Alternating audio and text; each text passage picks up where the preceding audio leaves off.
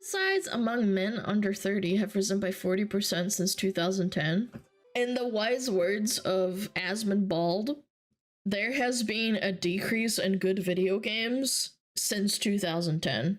I'm just saying, correlation doesn't mean causation, but last good World of Warcraft expansion was Wrath of the Lich King in 2009. Halo, you know, all those really great games. League of Legends also came out in 2010, so maybe there's a correlation.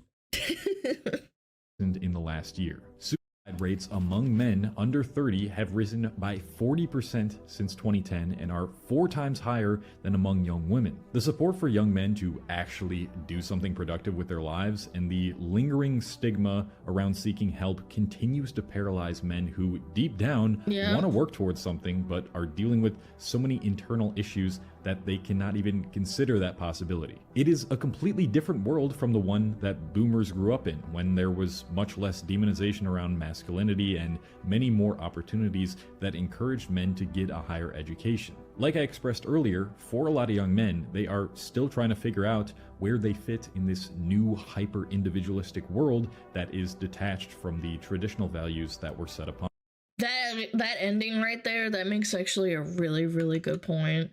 We are so hyper individualistic. If you go out like into the village and you just like live in a little hut, you will be a lot happier and you will try and befriend more people than working a 9-to-5 in a massive city. Like Pippa said in a tweet the other day, I think it was yesterday, and she said that like if you want to feel like you're part of a community again, just go to a little live in a little town. I left the city because it was dog shit. Dude, I have to go into the city. Like, I live in a town, right? Like, that's normal, right? But when I need to go get something, like, important, I go to town, right? And going into like, the city fucking sucks. Like, maybe you understand if you understand where I'm coming from, but, like, going to town sucks. It's so toxic. The driving sucks. The people suck. Everyone's like just flying around. Like traffic's insane. The people are dickheads. Every big city sucks to drive around in. Yeah, but like it's just this feeling like it's a rat race. I don't know how to explain it.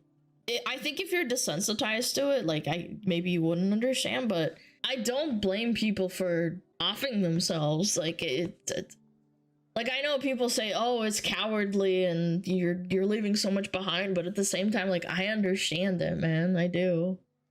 You're basically getting squeezed by your nuts to stay in a city to pay for an overly expensive apartment or a house. I mean, house, but it's so like you're not working towards anything. And I don't blame men or women for feeling like they don't really have like a definitive set goal in life. Now it's all girl bossing and like you have to work, girl, and if that man don't fucking bring in that money, then fuck you. I see that all the time.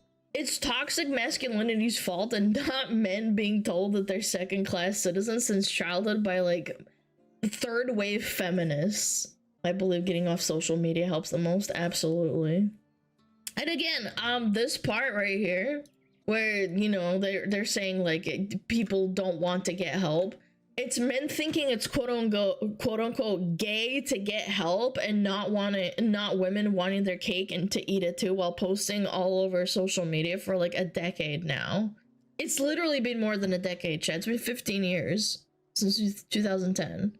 Eat, sleep, shit, and repeat, and it used to not be such a stigma to like work a normal job, like a trash man or something. As long as you're able to provide for a family, people aren't put backs to the wall fighting for basically like living at this point.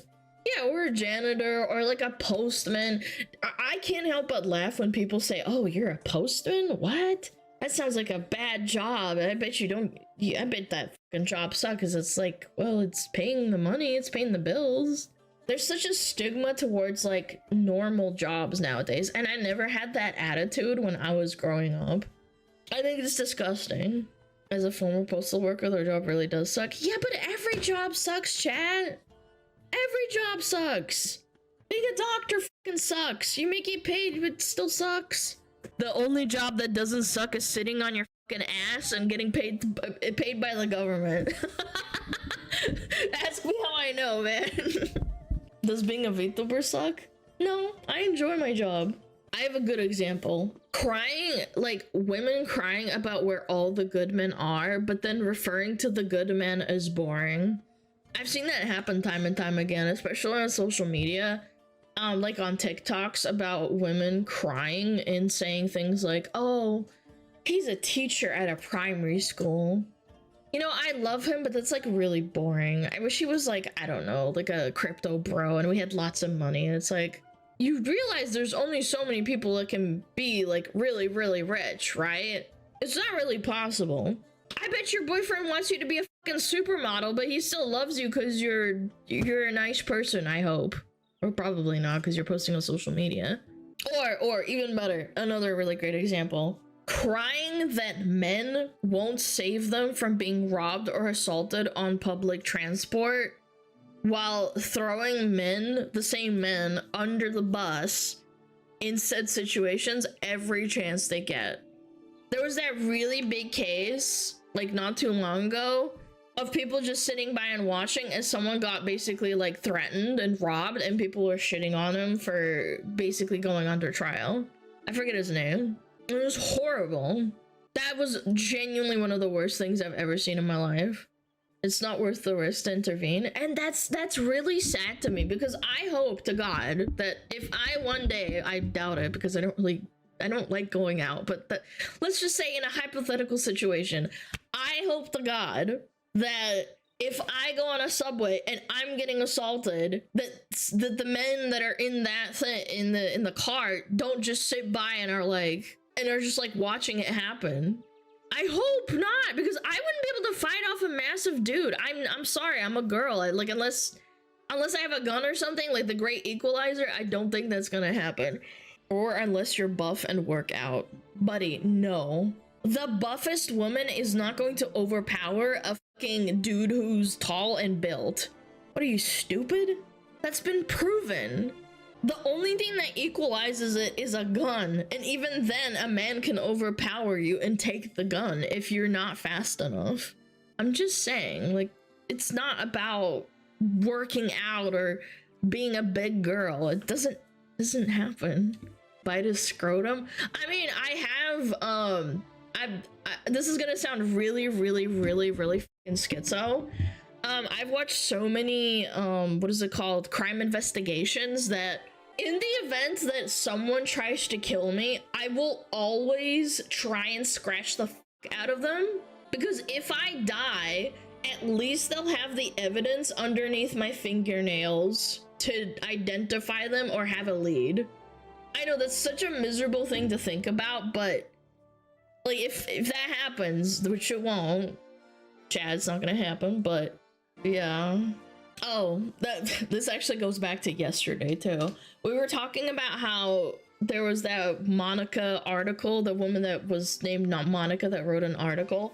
She wanted freedom to have a ridiculously high body count for all women and not to be judged for it. I think that's such a double standard, because men get judged for not having sex, but women get judged for having a high body count, and it's a virtuous like thing for a woman to be a virgin.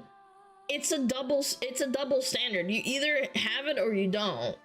It sucks, because it's like with men, being a virgin is considered bad by society standards. For women, it's considered good by most standards, I would say. Like, they covet it, it's so to speak. But for men, it's both bad and good, because there's like a culture for like being a macho man and having lots of sex. But then women get shit on for having lots of sex. For men, it's worse. Just overall. And you don't understand why? No, I understand why. I'm just saying that That's what happens. It's the risk you take of having the freedom to do what you want. Women aren't allowed to have sex at all according to incels? Yes. Again, it's such a weird thing to, like, imply. Oh, I don't have sex. Yes, I'm a woman. I'm a virgin. Significantly high body count isn't usually a positive for anyone. Exactly. It's not. We talked about this. I've said this before. If I found a man and he had a ridiculous body count, I'd be like, bro, you probably have problems. Never mind. I don't want to get into this. Because you're also hypersexualizing yourself, but that's in another video. I won't repeat myself. Oh, and this is also like going back to the whole math logic of how women in the bottom 60 to 80% of women are competing for the top 20% of men, because social media has taught them that if they have a tits and an ass, it means they're good enough for like anyone. They shouldn't improve themselves. They shouldn't make more money, or they shouldn't go to school or finish school or have an education to any degree. And I do mean like basic education. Like, if you're not 6 foot tall and making 6 figures, you're not considered a real man by like the most basic, like, normie women. That's been proven time and time again. Go on Instagram and try to talk to a model, and if you're like a 6 out of 10, she will not even respond to you. Go on Tinder and make a fake account and see how many women you'll get if you fake having, like, being a 9 out of 10 and making like 10 figures. It's completely skewed. And now we have like body positivity movements of extremely obese women. Like, I'm not talking like a little bit of belly, like a little bit of pudge on your belly. I'm talking about literally being obese. And now we're saying that's fine? Like, where's the double standard for that? By that logic, men who are 600 pounds should also be allowed to date supermodels. But that doesn't happen really, huh? Yeah, the O slur, yeah, people unironically want to make obesity, like the word obese, a slur, considered a slur. Fat women are shamed a lot more than men, to be fair. What? No, I think they get both equally shamed. No, I disagree. I think they both get equally shamed. Men probably more so, because it's like, oh, what's your excuse? You're a man. Fat women are more vocal. Oh yeah, absolutely. I don't think that there's people who are fat, who are obese, and they don't go on social media, like men specifically, go on TikTok and make TikToks about how nobody wants them or that you should accept their body. Make bald a slur while you're at it. Again, there's a lot of attractive men that are bald. If you're fat and bald, maybe work on not being so fat. I'm just saying, I'm being as nice as I possibly can. It's the same for women. If you're a butterface, usually men can overlook it. This is a great analogy, by the way. If you do not have like an insanely attractive like facial appearance, you have a butterface, sure. People will like you more, or men will like you more, if you have a nice ass and you're not overweight. I know. This is such a controversial thing to say. What is butterface? It's a nice way of saying, have you ever met a girl that had a pretty decent body and people joked about putting a paper bag over her head during sex? Yeah, it's the nice way of saying, like, I wouldn't really look at her, but her body's nice. Butterface! Butterface! Exactly. That sounds wrong to do then? It's not, though. The same inversely happens to men. If you have an unattractive face and you have a relatively attractive body and you take care of yourself, that signals to your potential mate that even though your genetics may not have, you might have rolled the dice low. You might have rolled the dice low, but you still take care of yourself. I think condoning obesity is ridiculous, but having people shame them is not the way to go. The received motivation should change in the way of a doctor telling them if they don't get it under control, they're going to lose a leg. No, that's not gonna stop people. See, that's how I know you've never met someone that works in nursing or has worked in the medical field. I have met people that said, I'm going to amputate your arm because you are going to lose it to diabetes. And they're like, oh, can you schedule it sooner? Because, like, I really don't give a fuck. And if I lose my leg, I don't really care. That's such, like, unironic, like, cap.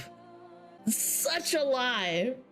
I've heard and met so many people that told me stories. Like, I have a lot of, like, female friends that I used to, like, work with, and they had either friends that worked in nursing. It's very common because nursing is a female-oriented profession, so to speak.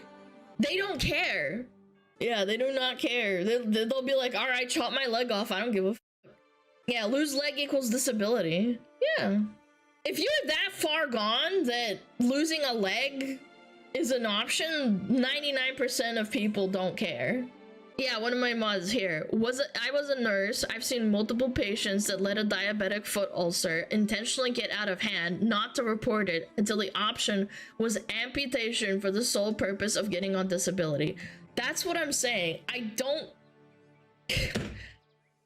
don't think that, like, going to the doctor and the doctor telling you that you're gonna lose your foot is gonna make them lose weight. 99% of the time, they don't care. It's a lifestyle to some people. Corporatism has ruined even good jobs as well. Historically, people could find their calling even as a mailman, but now you have your dream job, but corporate expectations and HR departments can make it miserable. Nobody's happy working anymore. That's actually a really good point. The medical industry and, like, big pharma has ruined a very noble and sought after profession. It's really, really sad to see. Because I remember when I was a kid, I'd look up to, like, doctors that, like, you know, pediatricians, like, doctors that take care of kids. And now it's so sterile and so sad. They just want to squeeze them for all the money they have. The only places that I think that have, like, a semblance of, I guess, care in the medical industry is in, like, Russia, because they have really good doctors that visit your house and are very personal. And Europe, I guess. Like, Canada and America, I know, are absolutely fucked. They are... it's not even the doctors' faults anymore. I think they're just so desensitized. I think even, like, mechanics for, like, cars are getting, like, pushed around by big corpo. Because I remember, like, 5-6 years ago, I had to go get my car fixed. And the person was like... There was like 10 people in line. I was sitting there trying to get a spot for an appointment. I'm not even like going to get the car fixed yet. And I'm like, oh man. Oh, and it was so sterile, and they're just like pushing you around and being like, okay, well, if you want this fixed, I can't fit you in here. I have to fit you in like in 3 weeks. And I'm like, what do you mean 3 weeks? I need it now. And they're just like overbooked and everything. And that's just like it's just a mechanic, like a car mechanic. My old job working from a top institute in the state, our doctors used to hide during drug rep lunches because it's basically big pharma paying off your McDonald's to prescribe their flavor of statin or antiplatelet or BP med. They hate it. Wait, so they like try to buy them out with food? Medical doctors, not McDonald's. Oh, MDs, yes, medical doctors, my bad. Yeah, I thought you meant McDonald's. I mean, it kind of makes sense still, okay? That's really sad. Yeah, I've heard about that, where they like try to buy them out with like, you know, it's essentially like soft lobbying. That shouldn't be a thing. Like, you tell that to like a European doctor that that's what happens in America, they'd probably like flip a gasket. They'd be like, wait, what? Welcome to McDoctors. How can I help you? All right, line's over there. It kind of happens in EU too. Yes, I understand it does, but in America, it's really rampant. And that's the problem, is that it happens in America and then they adopt it in like other, you know, in other countries. Oh, yeah.